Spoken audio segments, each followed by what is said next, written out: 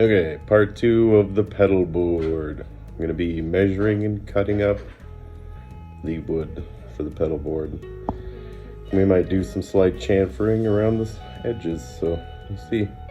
Alright, so this is the overall slab of wood.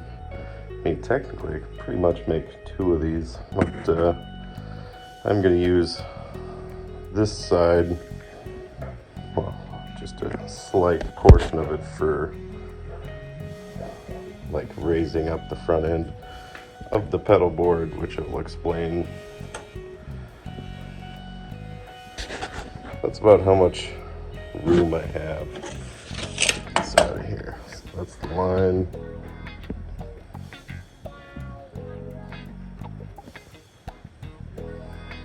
Yeah, that's just about right. Just enough room. And we take that chop saw and chop this bad boy in half. Alright, there we have it. I cut it basically in half. I cut it. It only reached about to about here. So I had to cut it and then flip it over and then recut it again. I believe we've got a little bit of an edge we're gonna have to clean up at some point, but that's a problem for future Tom. Alright, now I'm gonna take my grinder, take the shield off because I'm not a wuss, but you know, if you find yourself very accident prone, you might want to keep that shield on there. So what I'm gonna do is I'm basically gonna put a slight, because these are real sharp corners of raw wood. So what I'm gonna do is just go slightly, put a slight chamfer. A little bit more.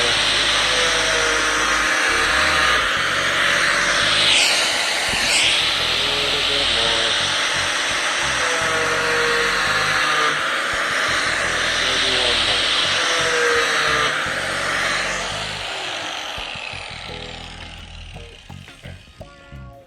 There you go. Much better. I'm going to do it to the corners and all the sides.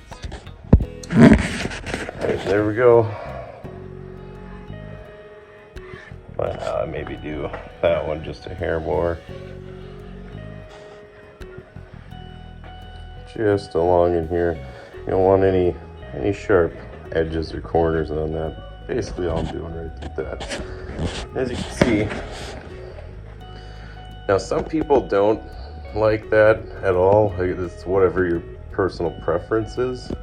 I happen to like a slight tilt up on my pedal board.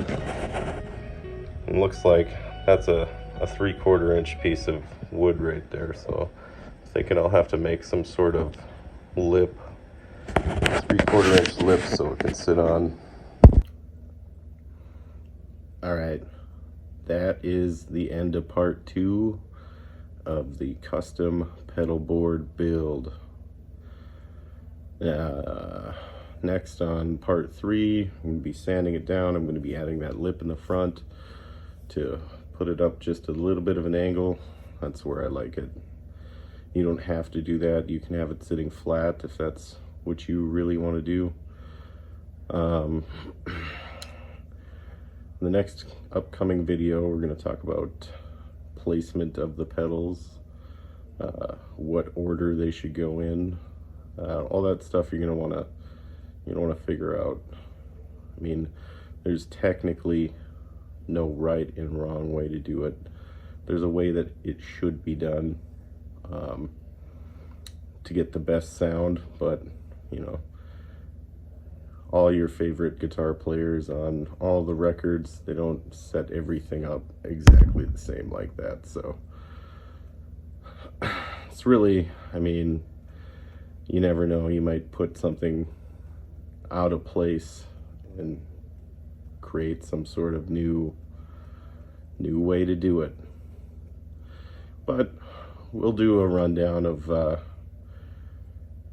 typically what the best order for the pedals would be, and then placement.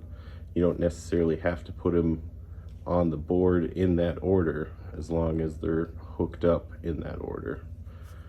We'll run through all that, so some stuff to look forward to in the next videos. We're going to be sanding down the wood, and I'm probably going to stain it.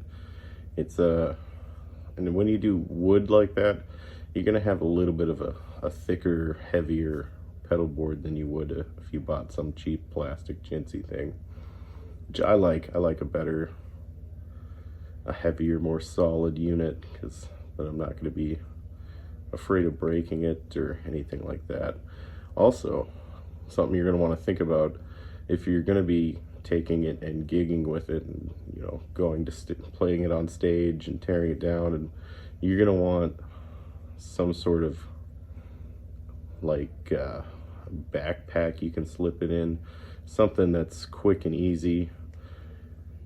One time when I used the pedal board that was made out of wood, I had a backpack. It's like an old, I think it was my son's old school backpack. I just slipped it in there, wrapped up all the cords, put it in the backpack, ready to go. Ready to take it out, plug it back in for practice or play. And you can, if you have an idea of something like that, you could get some sort of backpack or case or something that you want to carry it in, and then tailor make the pedal board to fit inside of that, which is a pretty good idea. Then you got a backpack, you have all these different pockets. You can keep extra picks, extra strings, extra cables, extra power supplies.